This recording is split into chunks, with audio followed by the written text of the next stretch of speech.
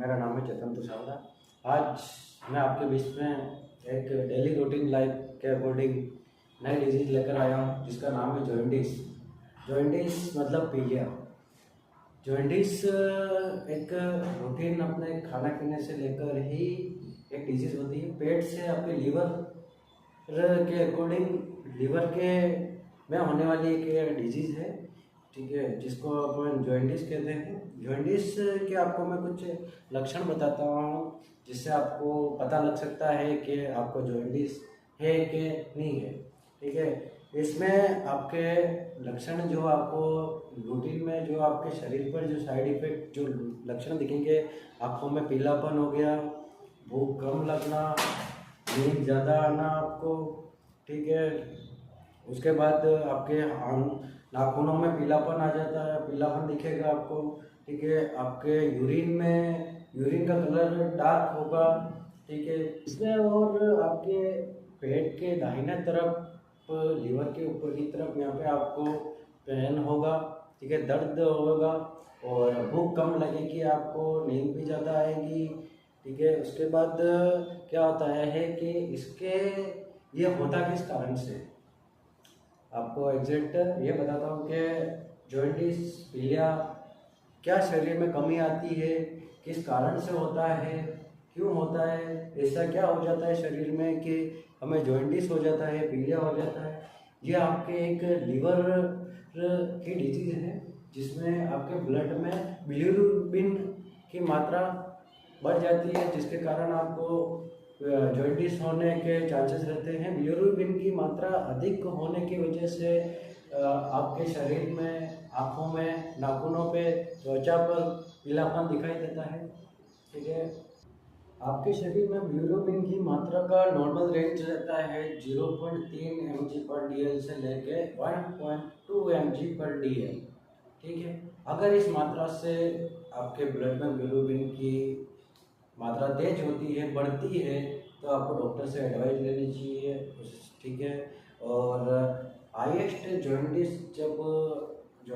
का सबसे खतरनाक जॉइंटिस कब होता है, जब बिलिरुबिन की मात्रा रहती है आपके एडल्ट में तो रहती है आपके 2.0 mg/dl, ठीक है। और बच्चों में यही मात्रा 15 mg/dl हो जाती है, ठीक है। और बिलिरुबिन की मात्रा तेज होने से हेपेटाइटिस आपके लीवर को डैमेज करता है, ठीक है। जॉइंटिस का जो लॉन्ग पीरियड चलता है कि इसका 15 दिन का होता है। नॉर्मल जो जॉइंटिस होता है उसको 15 दिन का होता है, इसका किसी के 1 महीने का होता है, ठीक है। और ज़्यादा से ज़्यादा इसका जॉइंटिस का जो टाइम पीरियड होता है वो 6 महीने तक चलता है। बहुत रेयर कंडीशन होती है जो 6 महीने तक चलता है। बाकी कुछ कंडीशनों में आपको ट्रीटमेंट अगर प्रोवाइड अच्छी तरह से हो गया है टाइम पे, तो ये 1 महीने के अंदर अंदर ही, हफ्ते 2 हफ्ते के अंदर अंदर ही ठीक हो जाता है। जॉइंटिस के मैं आपको कुछ और भी लक्षण बताता हूँ जिसमें जब आपको जॉइंटिस हो जाता है तो उसके बाद आपको क्या क्या सिम्टम आते हैं, जैसे गुस्सा आना, भूख ना लगना, ठीक है। और ये जो गुस्सा और ये होता है, ये न्यूरोट्रांसमीटर के मेटाबॉलिज्म को कम कर देता है, जिसमें विटामिन B12 की कमी हो जाती है। उसमें ये चीज़ होती है कि आपको गुस्सा आना, आपका मूड चेंज होना, ठीक है, स्वभाव थोड़ा आपका अलग हो जाता है, ठीक है। आपको किसी चीज़ का या खाने का स्वाद नहीं रहता है, आप कुछ खा नहीं पाते हो, इरिटेशन होता है आपको।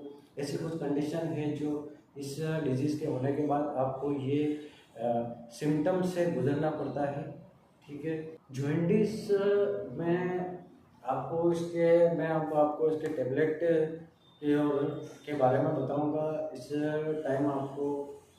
ये जो टेबलेट और जो इंजेक्शन के बारे में मैं बताऊंगा आपको, वो डॉक्टर की एडवाइस पर ही प्रिस्क्राइब की जाती है और डॉक्टर के निरीक्षण में ही आप इन टेबलेटों का यूज़ करें, इन इंजेक्शन का यूज़ करें।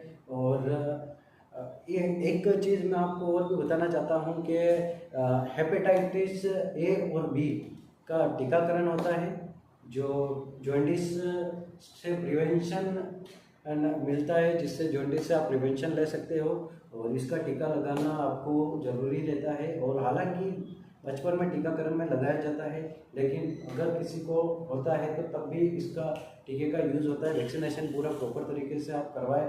और ये जो आपको इन बीमारियों के बारे में जो बता रहा हूँ, रोज़ की एक नई बीमारी लेके आता हूँ बीमारियों के बारे में, तो आपके बच्चों को, जब छोटे बच्चों को वैक्सीनेशन टीकाकरण प्रॉपर करवाया जाए ताकि भविष्य में ऐसी बीमारियों से ग्रसित ना हो, ठीक है। और हेपेटाइटिस ए वैक्सीनेशन में मेजर कॉज होता है जॉइंटिस का, ठीक है। और हेपेटाइटिस बी में लीवर जॉइंटिस, हेपेटाइटिस बी में वैक्सीनेशन में जॉइंटिस का रहता है, लीवर का कैंसर के लिए भी ये हो रखता है। आप जब हॉस्पिटल में जाते हैं तो डॉक्टर आपसे कुछ जांचें करवाता है, चेकअप करवाता है, और मैं उन जांचों के बारे में आपको बताता हूँ, उनके नाम बताता हूँ, ताकि आपको ध्यान रहे कि डॉक्टर हमसे जांच करवा रहा है क्या, वो उसी अकॉर्डिंग कैसे जांच होती है, ठीक है। और आपको कभी या आपकी फैमिली को भी ऐसा होता है तो क्या क्या जांचें होती है इसमें, उसके बारे में मैं बताता हूँ। डॉक्टर आपको फर्स्ट में एलएफटी करवाएगा, लीवर फंक्शन टेस्ट, ठीक है। इसमें आपका लीवर कैसे काम कर रहा है, ठीक है, उसके बारे में उसकी जानकारी कि क्या आपका लीवर मेटाबॉलिज्म कर रहा है, कंप्लीट नहीं कर रहा है, ठीक है, वो उसके बारे में जैसे। फिर आपको यूएचजी अल्ट्रासाउंडग्राफी, ठीक है, अल्ट्रासाउंड करवाएगा। यूएचजी आपका इम्यूनोग्लोबिन टेस्ट, बिलिरुबिन टेस्ट करवाएगा, आपका बीटी करवाएगा, ब्लड टेस्ट करवाएगा, जिसमें बिलिरुबिन की मात्रा देखी जाएगी कि वो बढ़ा हुआ है, कितना बढ़ा हुआ है तो कितना बढ़ा हुआ है, जॉइंटिस किस लेवल पे है, उसके बारे में पता लगाने के लिए ये टेस्ट किए जाते हैं। अब जब आपको हॉस्पिटल में जाते हो, अपने डॉक्टर ने आपका डायग्नोस करके आपकी डिजीज़ का पता लगा दिया, जो भी आपके टेस्ट करवाए थे, एलएफटी, ठीक है, यूएचजी, ठीक है, ब्लड टेस्ट, उनमें उनकी रिपोर्ट के आने के बाद आपके कंफर्मेशन हो जाता है, कंफर्म हो जाता है कि आपको जॉइंटिस है, ठीक है। उसके बाद आपको जो वहाँ पे एडमिट किया जाता है 3-4 दिन 15 दिन, जो भी आपका ट्रीटमेंट चलता है, ठीक है, उसमें डॉक्टर आपको जो इंजेक्शन देता है, उसमें मैं कुछ इंजेक्शन के आपको नाम बताता हूँ। पहला है सेफ्ट्रिक्सोन लगाया जाता है आपको, एंटीबायोटिक, ठीक है। उसके साथ ही पेपिरासिलिन लगाया जाता है, टेजाबेक्टम, ठीक है। और एक बीटा, आपके ब्लड की कमी लगती है या ब्लड में, तो आपको लीवर के डिजीज़ के लिए विटामिन के इंजेक्शन भी लगता है, जो लीवर की डिजीज़ को ठीक करने में हेल्प करता है। हेपेटाइटिस ए जब जॉइंटिस होता है तो कौन से टेबलेट, क्या चीज़ का डॉक्टर आपको मेडिसिन प्रोवाइड कराता है, क्या मेडिसिन आपको देता है। हेपेटाइटिस ए जॉइंटिस में आपको ओआरएस का घोल देता है, रेस्ट और विटामिन की टेबलेटें, और अच्छा खाना खाने की प्रोवाइड कर देता है, अच्छा खाना खाना चाहिए, ठीक है।